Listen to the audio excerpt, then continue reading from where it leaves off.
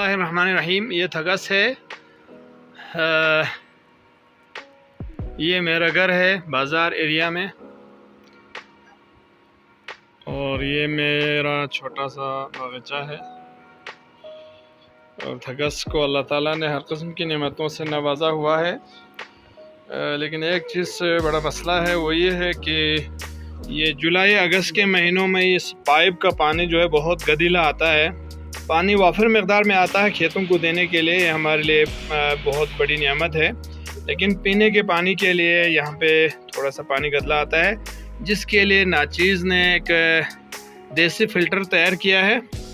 आइए आप लोग मुलाहिज़ा करें। ये फ़िल्टर है,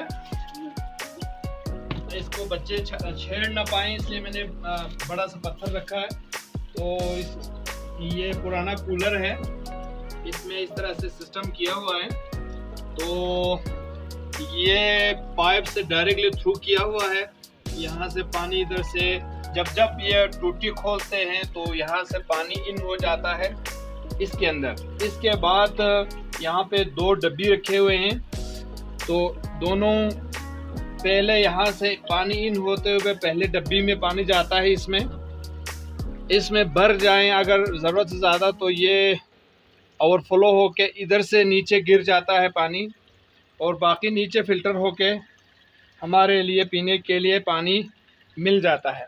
तो आइए देखते हैं कि पाइप का पानी देखो बिल्कुल खाली है। पाइप का पानी कितना गदीला है ये देखिए, और हमारे फ़िल्टर का पानी आप चेक करें।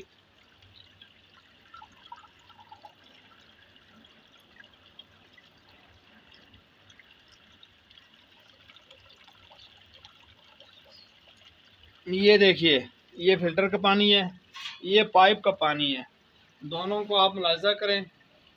ये अल्लाह ताला का शुक्र अदा करते हैं कि जिसने थगस में जहाँ पानी गदीला दिया है, तो इस तरह की जहानत भी दी है कि अपने तौर पर देसी तौर पर जो है गदीला पानी को साफ़ किया जा सकता है।